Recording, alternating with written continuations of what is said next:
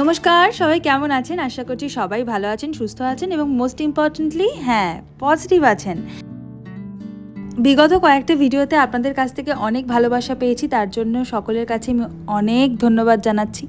এভাবেই আমার পাশে থাকবেন, এভাবেই আমাকে ভালোবাসবেন, এটুকুই আপনাদের কাছ থেকে চাই।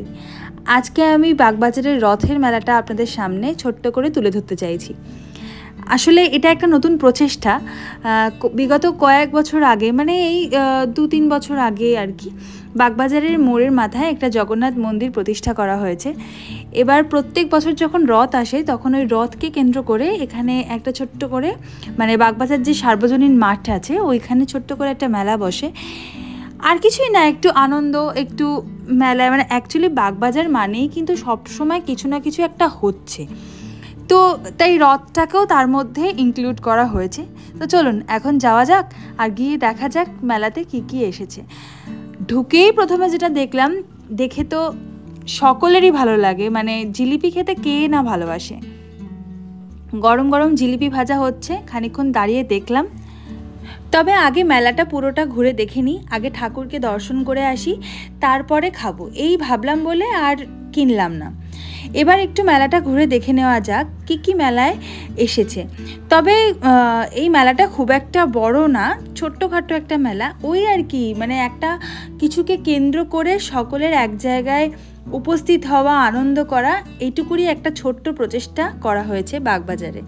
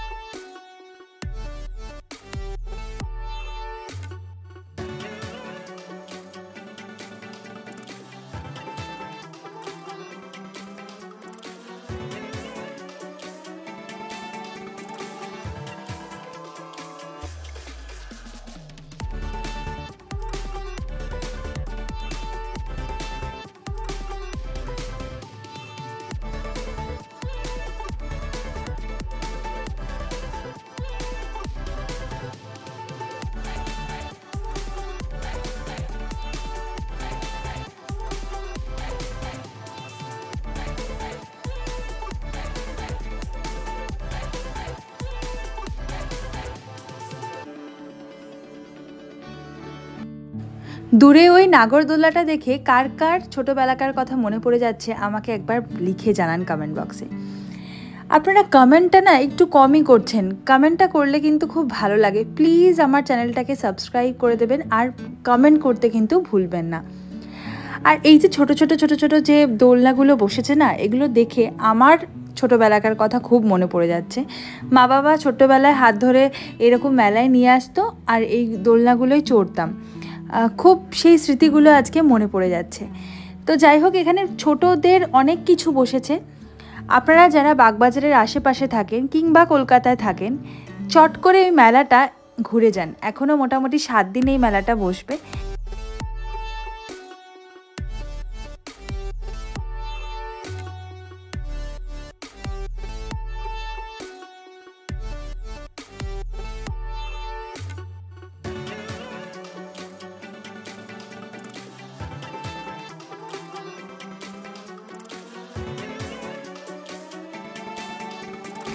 তো চলুন, যে উদ্দেশ্যে মেন এসেছিলাম সেটাই আগে ফুলফিল করি, জগন্নাথ দর্শন করে আসি। আমরা এত একটা সুন্দর সময় এসেছিলাম যেই সময় ঠাকুরকে সাজানো হচ্ছিল, এত অপূর্ব লাগছিল। আর সব থেকে সারপ্রাইজিং ব্যাপারটা এটাই যে আমি এখন যে পজিশনে আমাকে দেখছেন ওইখানে দাঁড়িয়ে এক দৃষ্টিতে ঠাকুরকে দেখে যাচ্ছিলাম। প্রায় ধরে নিন না 15-20 মিনিট মতো দাঁড়িয়ে দেখছিলাম তাকে কিভাবে সাজানো হচ্ছে। কিন্তু সামনে যারা কর্তৃপক্ষরা ছিল আমাকে একটা বারের জন্য কোনো রকম বলেনি যে চলে যান বা সরে যান, এটাতে অসুবিধা হচ্ছে বা কিছু। আমি যদিও ইচ্ছাকৃত জিনিসটা করিনি, আমার জানি না কেন হঠাৎ মনে হলো দাঁড়িয়ে একটু দেখি, আর দেখতে দেখতে কখন যে সময় পার হয়ে গেছে জানি না। এত অপূর্ব লাগছে ঠাকুরকে দেখতে, এখানে চোখ দুটো যেন জুড়িয়ে যাচ্ছে। একের পর এক রং বেরঙের মালা দিয়ে ঠাকুরকে যখন সাজানো হচ্ছে, সত্যি এটা খুব শান্তির ব্যাপার। মানে ঠিক এই সময়তেই আসবো, কজনেরই বা ভাগ্য হয় যে এইগুলো দেখার। আর ওখানে একটা খুব সুন্দর সিস্টেম দেখলাম যে খুব শান্তি সহকারে, মানে খুব শান্তিতেই সব পুজো হচ্ছে, কোনো রকম মারপিট দাঙ্গা হাঙ্গামা কিচ্ছু নেই।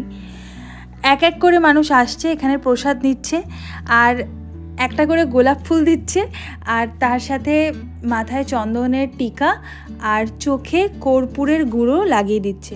আমাকে যখন দিল কর্পূরের গুঁড়োটা চোখে, এক কথায় মানে মনে হলো কি শরীরের যেন একটা পজিটিভ এনার্জি কাজ করলো।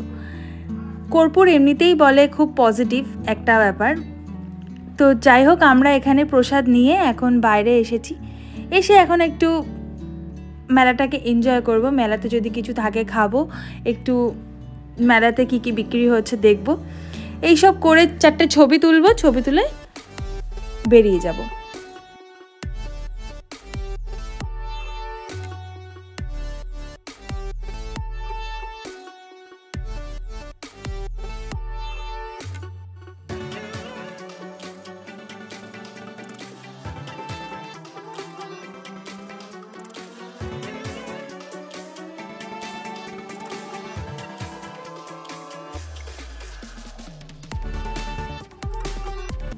মেলা থেকে যখন বেরোচ্ছি তখন কাদের দেখতে পেলাম দেখুন, এরা যে এত মিষ্টি ছিল।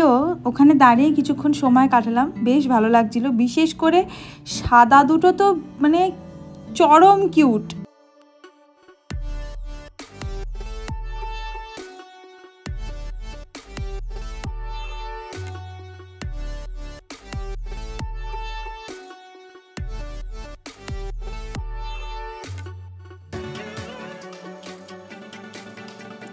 আপনাদের কাদের কাদের মেলাতে এসে সোনার গয়না কেনার ইচ্ছা হয়েছে?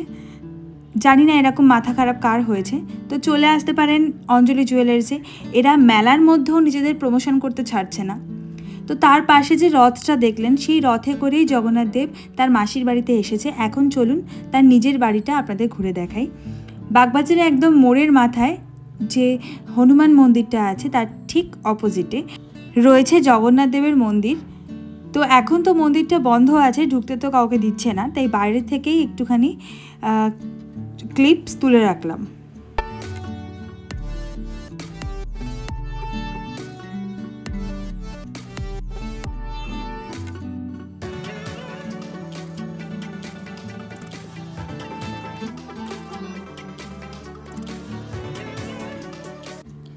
অনেক তাড়াতাড়ি আমাদের মেলাটা কভার করা হয়ে গেছিলো, তাই এত তাড়াতাড়ি তো বাড়ি যাব না। তাই দুজনে মিলে আলোচনা করলাম যে একটু গৌরিয়া মঠে যাই। গৌরিয়া মঠ একদমই কাছে, তো ওখানে গিয়ে বসলে খুব শান্তি লাগে, কারণ সবসময় ফাঁকা ফাঁকা থাকে, নাম কীর্তন হয়, একটা অন্যরকম পরিবেশ। তো ভাবলাম যে ওখানেই যাওয়া যাক, একটুখানি বসে তারপর বাড়ি চলে যাব। সামনেই রয়েছে শ্রী চৈতন্য মহাপ্রভুর বড় মিউজিয়াম, যদিও মিউজিয়ামটা এখন বন্ধ। এইটা খোলা থাকে সকাল 10টা থেকে দুপুর 12টা এবং বিকেল 3টে থেকে সন্ধে 7টা পর্যন্ত। এখানে এক ধরনের শো দেখানো হয়। তো আজকে তো আর যেতে পারলাম না, যদি পরে কখনো সম্ভব হয় সেটা যাব। তো আজকে মন্দিরের ভিতরে একটু দর্শন করতে যাওয়া যাক।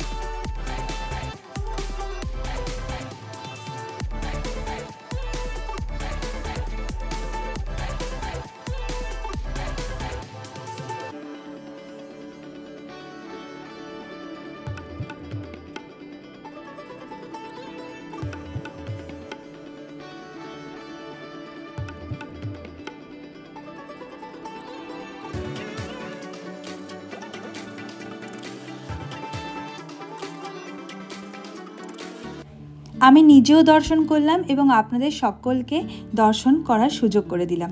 আপনারাও মনে মনে প্রার্থনা করে নিন, আমিও করছি। এখন ঠাকুরের কাছে দর্শন করে সোজা যাব বাড়ির দিকে। তাই আমার ভিডিওটা আজকে এ পর্যন্তই থাকলো। দেখা হচ্ছে আপনাদের সাথে পরের কোনো একটা ভিডিও নিয়ে। আপনারাও কীরকম ভিডিও দেখতে চান আমাকে কিন্তু কমেন্ট বক্সে লিখে জানান। আর প্লিজ চ্যানেলটাকে একবার সাবস্ক্রাইব করে দেবেন। যদি ভিডিওটা ভালো লেগে থাকে তাহলে অবশ্যই কমেন্ট করুন। দেখা হচ্ছে আপনাদের সাথে পরের কোনো ভিডিওতে। ততক্ষণের জন্য ভালো থাকবেন, সুস্থ থাকবেন এবং মোস্ট ইম্পর্টেন্টলি সবাই পজিটিভ থাকবেন। দেখা হচ্ছে পরের ভিডিওতে।